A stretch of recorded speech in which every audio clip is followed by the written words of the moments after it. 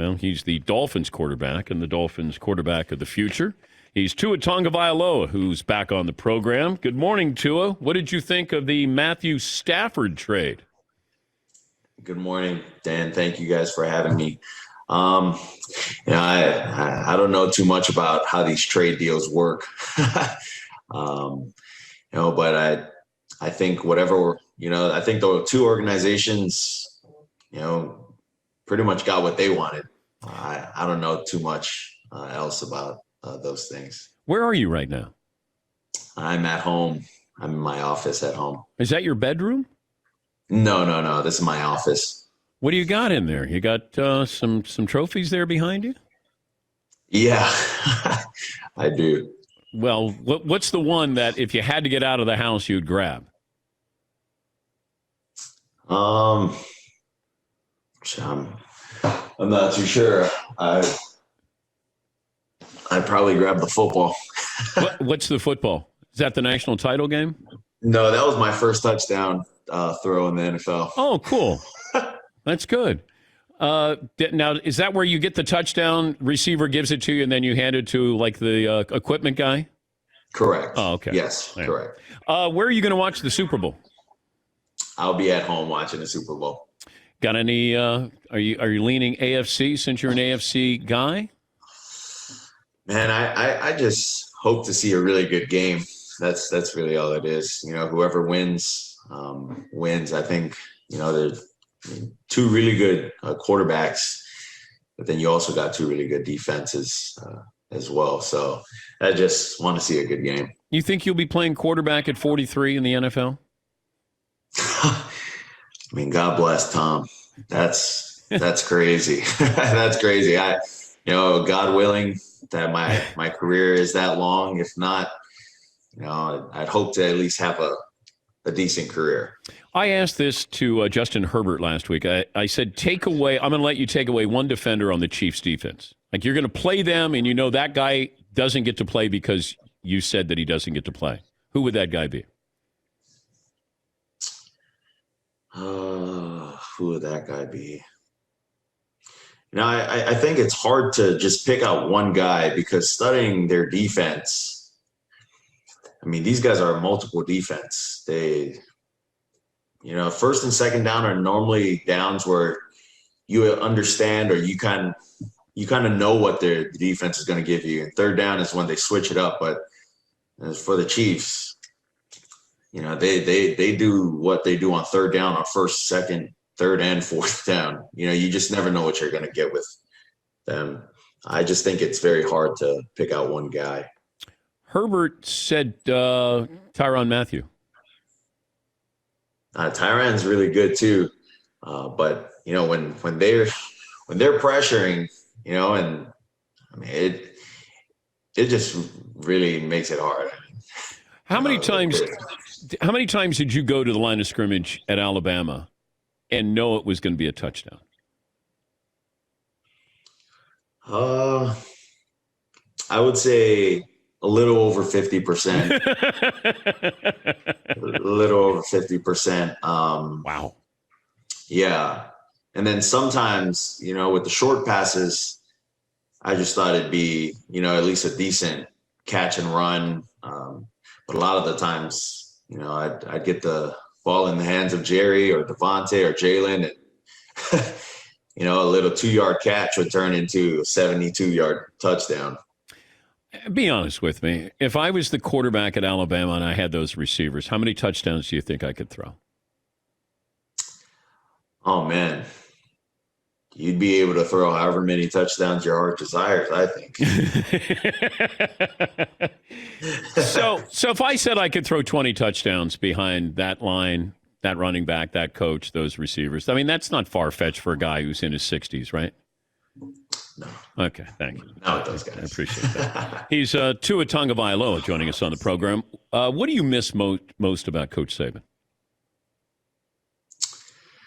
I mean, there's a lot of things to talk highly about Coach Saban. But I think the one thing people don't know is the kind of person he is off the field.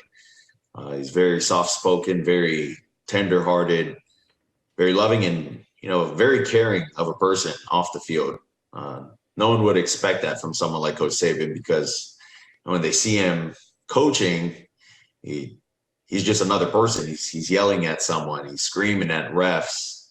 So I don't know. There's a lot of memories that I have with Coach Saban. What about will you not miss about Coach Saban? See, I don't know. I would say you're playing with fire there, because in order to miss, his who he is off the field, you got to accept who he is on the field before you can really appreciate who he is off the field. Because without the pushing and whatnot, you wouldn't how would you say it, respect him the same way you do, because he expects the best out of you. Update me on your health of where you were in September to say now. Like, how is there a big difference in how you feel, mobility, all of that from September to now? I would say there is a big difference. And then the past off season, it's really been a rehab year last year. But this year, I would say my health has gotten a little better, but it's not something that you feel is good and you just stop working on mobility and whatnot. It's a continuing process for me. But we look back and we didn't even know if your career was going to continue when you looked at that injury, and that's why I didn't know if the bar was set higher, because maybe Justin Herbert's success, where we were expecting, or Joe Burrow, like, hey, Tua, you got to put up these numbers, but they didn't go through what you went through. Was the media fair to you in the expectations? I would say I wouldn't know too much, because I never paid attention too much to the media with what they had said, or with what was going on. Really, the only time I'd ever understand, about the hype was when I got interviewed, by the media for the Miami Dolphins. But as far as expectations, I have really high expectations for myself, and I didn't meet those expectations this past year. What's it like to hear your name, or have people tell you that your name's involved in possible trade talks with Deshaun Watson? Yeah, I would say that's something that I can't control. I don't have any control over, those trade deals and whatnot. But for me, my job is to, help our team win games and, help our offense contribute to the success of the team. Yeah. Well, I was going to buy a Tua Dolphin jersey in the offseason. I just want to make sure you're still going to be there, though. Like, should I wait till August here, Tua? Well, honestly, I'm not too sure. Like I said, I can't control, things that I can't control. What I can do is continue to work hard, and hopefully this upcoming season. Maybe I get an Alabama jersey. I'll get a Tua Alabama jersey. Then I'm safe. What are you doing with Verizon this week? I'll be participating in the new Verizon 5G stadium in Fortnite with fans, as well as other NFL players and gamers, on February 2nd. And fans will be able to tune in via Twitch and on Twitter at Verizon. Were you allowed to play video games growing up?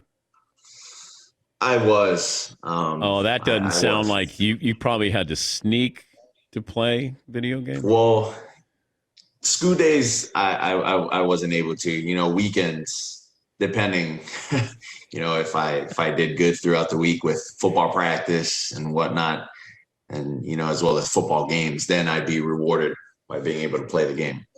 Do you have a curfew back at home now with your parents?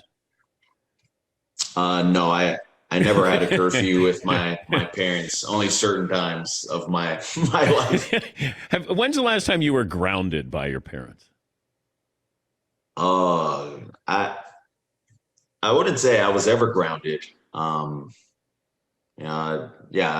just got things taken away. Like, I couldn't do certain things. Well, did you get a timeout, or Like your dad said, go to your room? No, I never got timeouts. Only time I've got timeout was when I was in kindergarten in first grade. Oh, I'm sure what you did was so bad. Yeah. Hey, good luck with Verizon, and it's always great to see you. Tell your parents I said hello, and good luck with this offseason. Will do. Thanks, Dan. Appreciate it. That's Tua Tagovailoa joining us on behalf of Verizon 5G, the Fortnite 5G Stadium in Fortnite tomorrow night. And fans will be able to tune in via Twitter and Twitch at Verizon 5G. 7 camera angles with the Verizon 5G Super Stadium in the NFL app there. Yeah, Paul. If you're the Dolphins, you're not worried that if you let this kid go and he gets fully healthy and you got lots of cap room, lots and lots of draft picks. I think when you factor in, which I don't know if many people do or did, that we didn't know if he was going to be able to play. And even if I thought he was going to sit out this entire first year. Like, I thought it was going to be a rehab year for him. But when Justin Herbert puts up these numbers, then all of a sudden you go, well, Tua should be putting up those numbers as well. And Joe Burrow got off to a great start for a bad team. And I think that's where I think people started to look at Tua and go, is he going to be our franchise quarterback? How healthy is he going to be? What are the expectation levels that we could have for Tua? Yeah, Paul. Tua had 9 starts. He was 6-3 as a starter. 2,000 yards, 11 touchdowns, only 5 interceptions, and a very solid quarterback rating. He only had like 1 or 2 really hot games, great games, but the numbers are fine. Well, he had the one game where, was that against Herbert, where he threw for 300 yards? Yeah, he beat Herbert. Yeah. I mean, He beat Kyler Murray. he just didn't put up the numbers, I think, consistent numbers that we expect out of these quarterbacks. Yeah, McLovin. But who's he throwing to? I always wondered that in Miami. And, like, if Deshaun Watson goes there, who's he throwing to? Well, they got draft picks now. Yeah. Yeah. Oh, and it's a good wide receiver draft, right? Yeah, you got Devontae Smith there at number 3 overall, if you want him. Well, you bite. Some mocks have him go number 2. Devontae Smith? Yeah, remember we talked about that last week. Some people have Devontae Smith going to the Jets at 2. I don't see that happening. Yeah.